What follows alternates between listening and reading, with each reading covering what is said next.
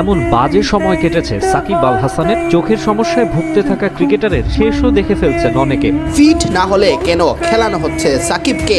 না, যদি সে না ফিরতে পারে তাহলে সে আর ক্রিকেট খেলবে না।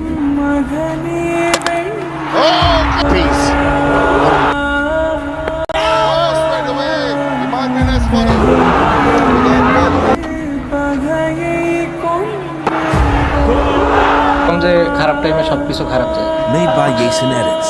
ব্যাট হাতে রানে ফিরেছেন সাকিব আল হাসান। বিপিএল এর শেষ দিকে এসে ব্যাটে তুলেছেন ঝড়। শুরু হয়ে গেছে আলোচনা, এক চোখা সাকিবই কি তবে হতে চলেছেন টুর্নামেন্টের সেরা?